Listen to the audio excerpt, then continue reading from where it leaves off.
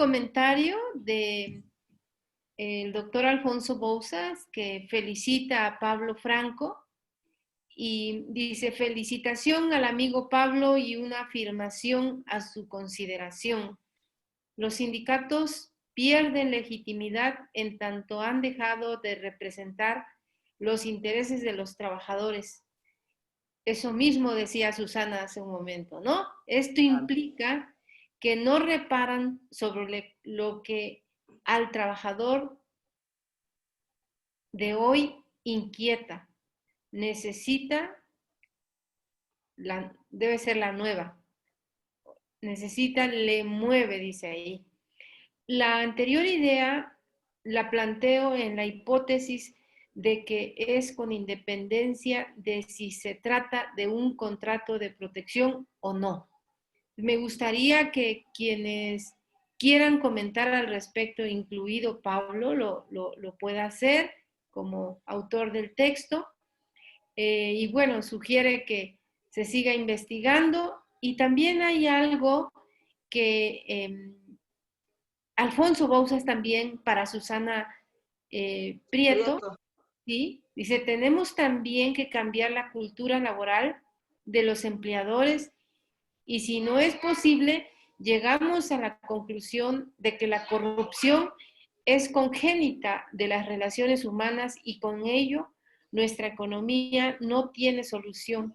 Somos y seremos subdesarrollados. Completamente de acuerdo. Y bueno, también aquí supongo que es una organización, muchas felicitaciones a Pablo, le será de gran interés el libro, a los llanteros de San Luis Potosí, abrazo, de Francisco Retama. Hay otra pregunta que plantea, bueno, comentario yo diría, de José Jorge Carvajal Smith. Esto lo entendemos como el nuevo sindicalismo, la rendición de cuentas y la participación activa de los trabajadores en su sindicato. Creo que puede ser una pregunta, a su vez puede también ser una afirmación de Jorge Carvajal. Luego, Alfonso, del Sindicato de Repartidores CIRA, comenta: ¿qué es lo que deberían hacer los sindicatos sabiendo que el México legal y el México real difieren totalmente? Creo que después de escuchar a Susana, inspiró a Alfonso para plantear esta pregunta. Jorge Emiliano pregunta: ¿qué hay en cuanto a los actos de simulación de los sindicatos? ¿Hay algo en la ley que los sancione? Pues dejo estos comentarios y preguntas para que cada uno de nuestros comentaristas y el autor pueda hacer también sus propios comentarios al respecto. Muchas gracias, Inés. Pues no sé quién diga, yo empiezo. ¿Quién se anima a responder primero? En esta ronda, como estamos muy justos con el tiempo, serían de hasta 5 minutos para que nos ayuden a responder las preguntas, hacer algún comentario y un mensaje de cierre. Entonces, no sé si alguien se anima o nosotros decimos. Pablo Franco. Muy bien, Pablo. Pues adelante. Yo quisiera primero agradecer mucho a la licenciada Susana, a Joyce, al magistrado Payares, sus comentarios, el hecho de que hayan tenido oportunidad de ver este pequeño documento. Y creo que es muy importante lo que señala Susana y lo que señala Alfonso. No podemos hablar de que el México legal se compadezca con el México real. Eso está clarísimo. Y tiene que ver justamente con la debilidad de los sindicatos, al grado de que cualquier movimiento legítimo se convierte en algo heroico, en algo paradigmático. ¿Por qué? Porque estamos acostumbrados a que la mayoría de los sindicatos son unos agachones que están sometidos al patrón y por lo tanto los patrones lo asumen como lo natural.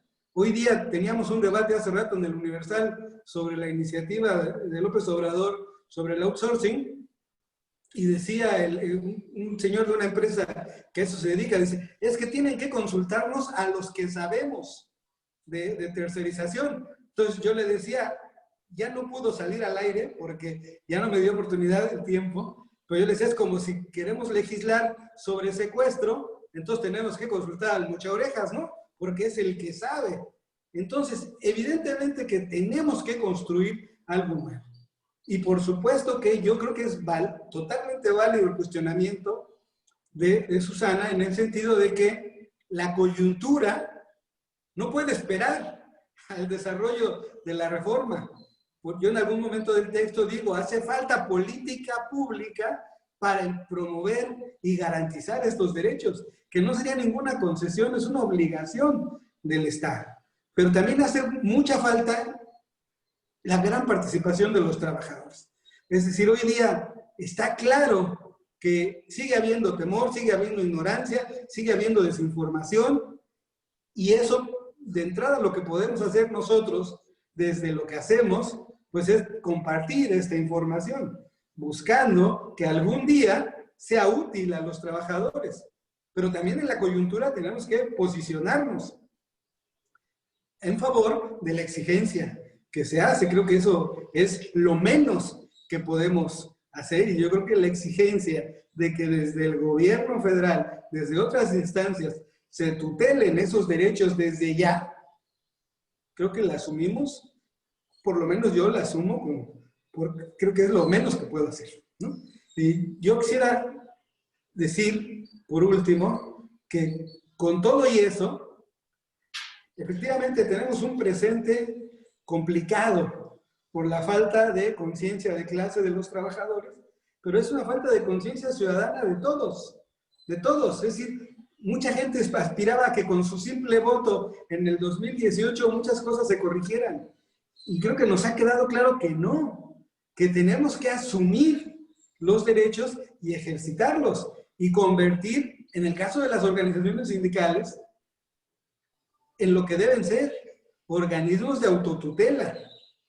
Pero de momento tenemos que buscar que desde la política pública se ayude a promover la auténtica sindicación y que se tutelen esos derechos. Creo que de alguna manera es la tarea que nos corresponde, y cada quien tendrá que hacer la parte que le toque.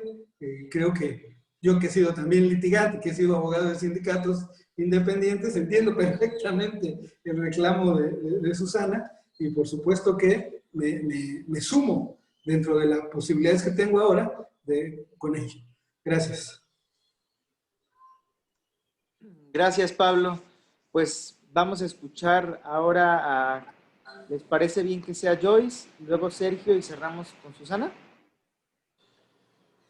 Perfecto. Joyce, adelante. Bueno, pues todas las preguntas son muy buenas y no sé cómo contestarlas. Entonces puedo ceder mi tiempo a Susana, a ver si ella las contesta, y al magistrado para que ellos las contesten. Pero no lo voy a hacer. Yo sí creo que el cambio de modelo es muy difícil. Y sí creo que este tema de dar 4 años para pasar la legitimación, estoy de acuerdo con Susana de que no es lo mejor, porque estamos dando mucho tiempo para que se reconfigure. Hay muchos intereses muy fuertes y va a haber mucha resistencia al cambio, pero también va a haber gente que están buscando, muy inteligentes, obviamente, y gente que tiene un incentivo muy fuerte porque pues hay mucho dinero en esto, tratando de ver cómo darle la vuelta.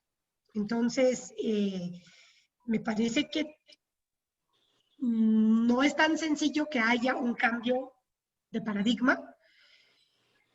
Creo que esta ley posibilita que haya un cambio, pero no garantiza que haya un cambio. Y creo que desde la perspectiva de las personas que no estamos dentro de las dependencias de gobierno implementando, pues yo creo que tenemos que hacer bien lo que le toca hacer a la profesión, los abogados, y a la sociedad civil en su conjunto, que es monitorear y hacer patente los abusos y buscar documentarlos. Susana mencionó varias cosas que están ocurriendo que a mí me encantaría documentar. Y creo que lo que tenemos que hacer es buscar maneras de documentarlos, porque esta reforma tiene una importancia muy grande para el país, no solo interna, sino también externa. Es muy lamentable, pero a veces esa preocupación externa podría pesar más que la interna.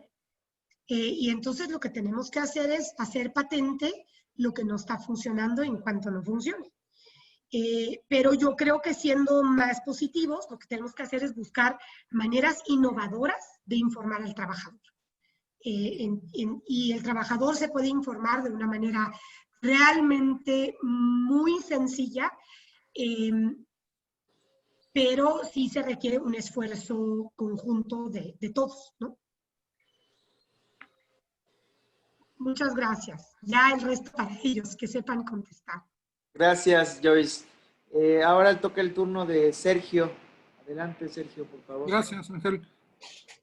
Les comentaba yo que en el papel, en la Constitución y en la ley tenemos un cambio que para mí hace factible resolver problemas. Si comparamos lo que es esta reforma laboral con lo que teníamos anteriormente, creo que el cambio es muy significativo, pero desde luego que no basta el cambio en el papel. Yo decía que el factor más importante en este cambio van a ser los trabajadores, y yo entiendo lo que plantea Susana, y yo lo viví muchos años, porque antes de entrar al Poder Judicial yo litigué, luché con sindicatos por democratizar y todo, y viví los mismos problemas que comenta Susana, los conocí en carne propia como asesor, obviamente no como trabajador, pero sé de todo eso y sé que eso no ha cambiado. Les estoy hablando de hace ya 50 años cuando yo andaba en estos problemas, y esto pues no ha cambiado realmente. Sabemos que los trabajadores son lo que menos le interesa al sistema. Sabemos que es un sistema desigual, un sistema inequitativo, un sistema que pues, se ha aprovechado de los creadores de la riqueza para afianzar poder y fortuna para unos cuantos. Eso lo sabemos. Pero yo digo, si la reforma constitucional y legal traen elementos que superan vicios del anterior sistema, pues yo por eso tengo un cierto optimismo.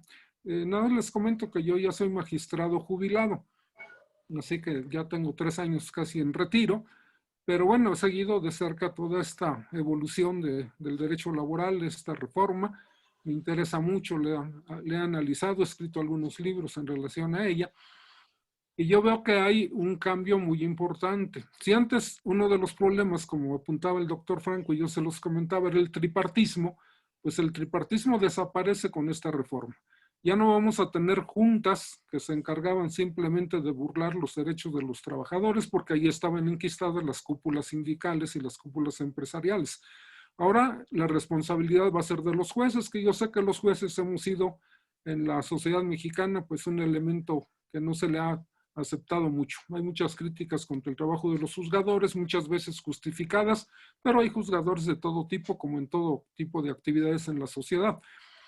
Tenemos entonces ahora que la responsabilidad de resolver los problemas laborales a nivel judicial van a ser jueces federales o jueces locales. Y evidentemente que tendrá que cumplir también con una gran responsabilidad que les deriva de esta reforma constitucional.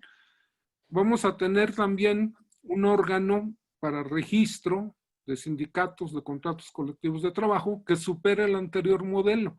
Ya no es el modelo tripartito que todo lo controlaba. Ahora va a ser un modelo en el que tenemos la posibilidad de cambiar los vicios anteriores. Pero repito, si los actores de esta reforma no son nada más los organismos encargados de aplicarla, sino también los que vienen desde el mundo sindical, los que están en el litigio, etcétera, pues también a nosotros nos corresponde ir criticando, ir vigilando estos nuevos órganos de justicia y de registro para que funcionen las cosas.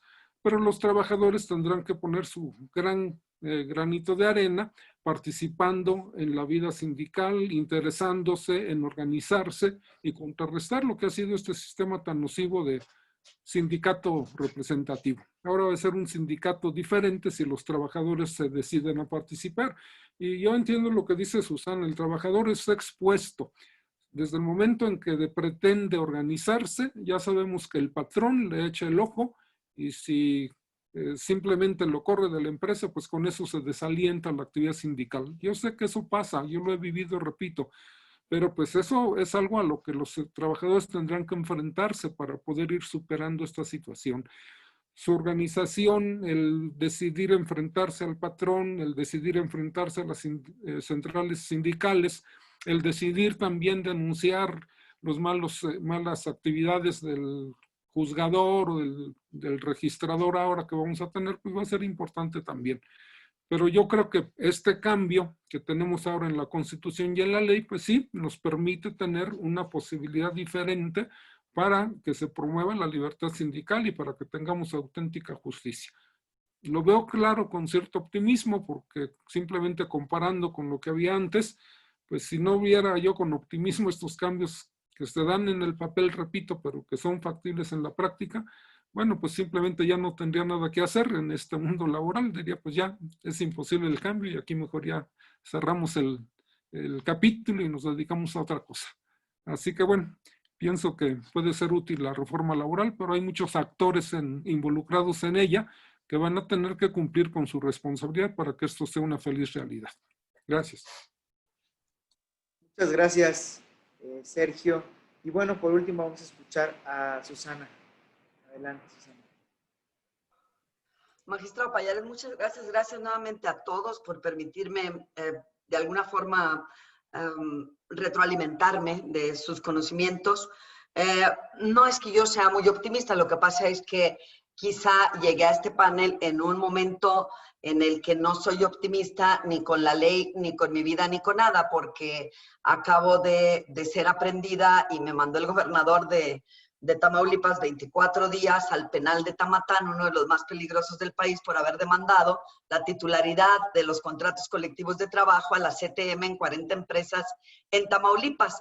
Pero no conforme con eso, habló lo que les preocupaba no era lo que yo hiciera en Tamaulipas, para acabar pronto, magistrado Pallares y compañeros del panel. Lo que les preocupa es lo que puedo hacer en Ciudad Juárez, Chihuahua, uno de los centros industriales más importantes del país y que es mi lugar natal y mi principal asiento de negocios, de activismo y de lucha, ¿no? Fundamentalmente, cuando digo yo voy a Chihuahua, entonces ya se arman todos y ahora tengo 2 órdenes de aprehensión en Chihuahua, magistrado Pallares. Esas cosas que se viven en carne propia a veces hacen que no seamos tan optimistas como otras personas pueden serlo. Le pido una disculpa, primero el tono no me ayuda, porque soy del norte y entonces hablo, a veces me dicen, oiga, pero no está enojada, no estoy enojada, así hablo, ¿no?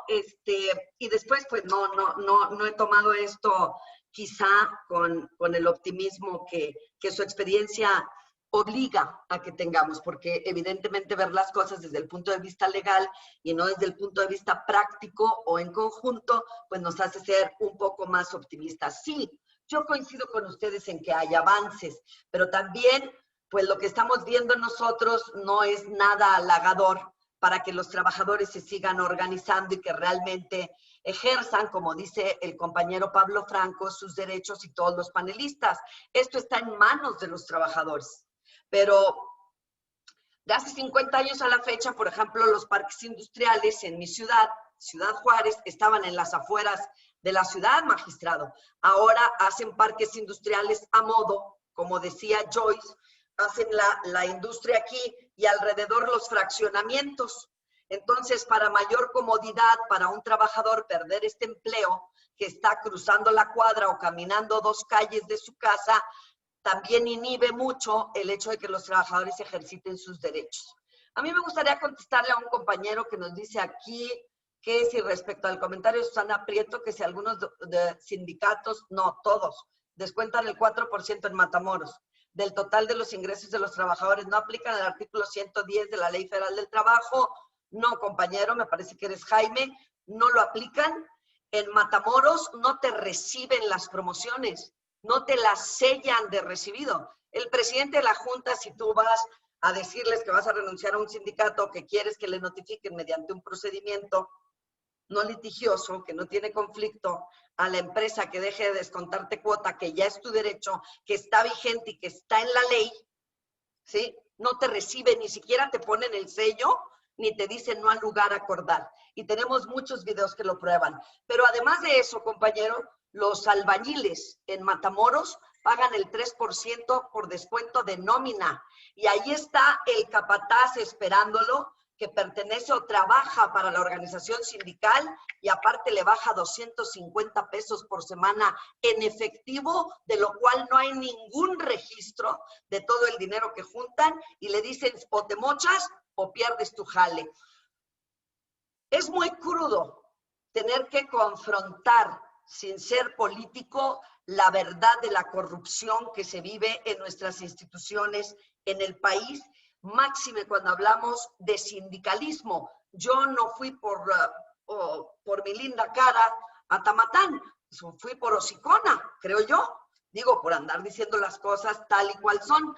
Entonces, yo creo que tenemos que documentar esto, como dice Joyce, pero hacerlo llegar, magistrados, salvo su mejor opinión, a las autoridades, a este nuevo modelo de autoridad, para que nosotros sepamos si realmente quieren que haya libertad y democratización sindical en este país en pro del avance de los trabajadores en cuanto a su salario, sus condiciones generales de trabajo. Les voy a decir algo con lo que quiero cerrar ya, porque a mí se me hizo muy chistoso, pero ese chiste que lo hace como llorar a uno, ¿no?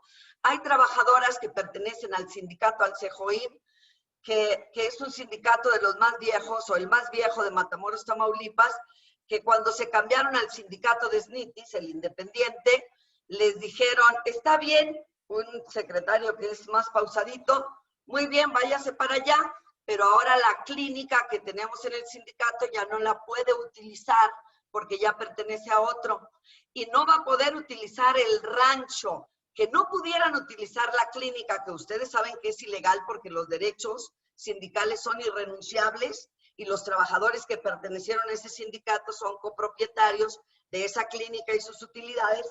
No se lo puede uno hacer entender a los trabajadores. El trabajador, además de no tener el conocimiento de sus derechos individuales y colectivos, es una persona de buena fe con una necesidad económica encabritada. Vive con 1,000 pesos por semana.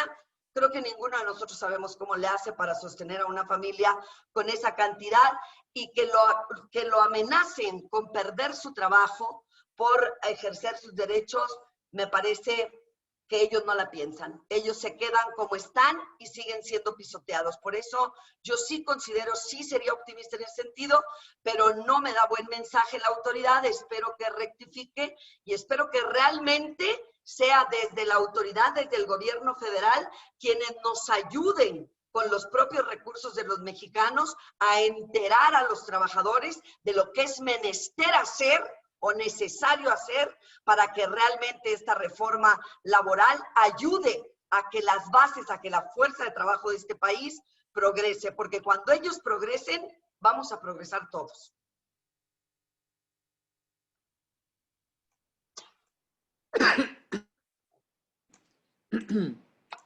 Hola, hola. Pues Inesita, no sé si Rosario va a regresar con nosotros acá al seminario. Ya está por acá Rosario. Sí. Rosario, te estábamos esperando, nos hacías falta para... Estoy dándole seguimiento a todas las reflexiones. Excelente. Bueno, si gustas de una vez entro para que los tiempos sean más breves. Perfecto. Pues agradecer a todos los compañeros y compañeras panelistas la reflexión. Nos deja mucho más tareas que replantearnos y reconstruir las estrategias que hasta ahora hemos llevado. En efecto, lo que ustedes comentan es desmontar un aparato corrupto, patrones, los sindicatos blancos, la propia autoridad, pues va a ser una tarea mucho más complicada de lo que puede uno pensar al momento de que uno tiene una norma de avanzada. Pero las reflexiones de ustedes nos llevan a redefinir esta parte y a hacer un trabajo mucho más fuerte y sólido para volver a construir la identidad de clase de los y las trabajadoras. En este sentido, agradecemos a la Fundación CNA, que ha sido quien inicialmente nos dio toda esta posibilidad de investigación y de cerrar con estos conversatorios.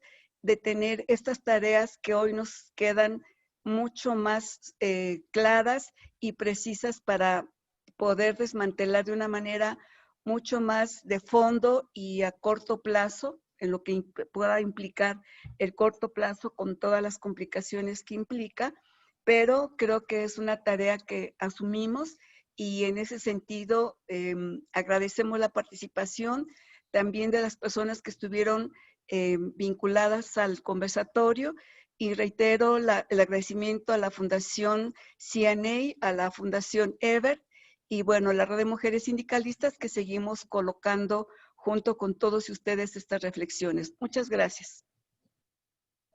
Inés, ¿me regalas un mensaje para cerrar y para invitar al próximo conversatorio? Gracias, Ángel. Gracias a todas, a todos. Pues fue una mesa bastante plural. Tenemos muchos años trabajando, promoviendo estos debates en muchos espacios y creo que esta tarde ha sido muy particular y muy importante por la pluralidad de mensajes de personas aquí que aceptaron amablemente acompañarnos. Efectivamente, creo que escuchando a cada uno, ¿no? Estos datos que Joyce nos ha mostrado de cómo está la negociación colectiva, esta presentación, comentarios que hizo el magistrado Pallares desde su experiencia como jurista y por supuesto lo que Susana con su experiencia en campo nos dice y nos hace reflexionar de que tenemos que trabajar más.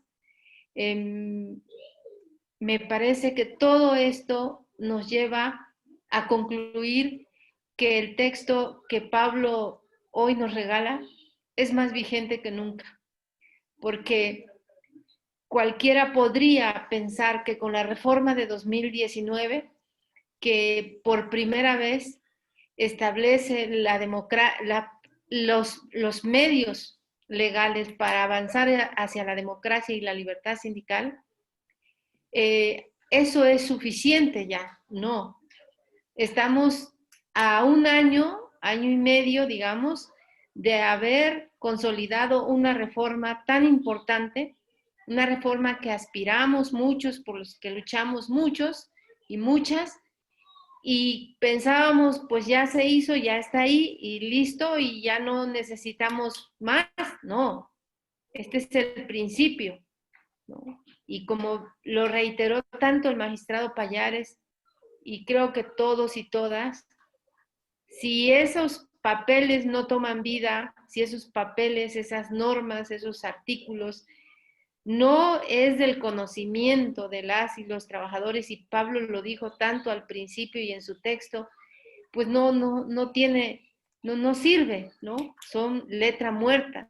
Entonces, por eso creo que la reflexión que nos deja Susana nos lleva efectivamente a la tarea de pensar en las estrategias que decía Rosario, de cómo llegar allá donde debemos llegar. Eso que Susana lo dice con nombre y apellido, creo que nos deja, Susana, mucha reflexión, y a cada uno yo les agradezco y les invito a que puedan conocer el documento que Pablo nos ha dejado. Yo creo, como dijo Susana, que es un documento muy digerible. Yo también digo lo mismo, un documento de fácil lectura y un documento muy corto. Y Pablo lo hizo pensando justamente en los trabajadores y en las trabajadoras, que se pueda leer, que no tenga esa complejidad como a veces ocurre con los textos legales que son muy técnicos. Muchas gracias, Pablo, por este aporte, por este esfuerzo.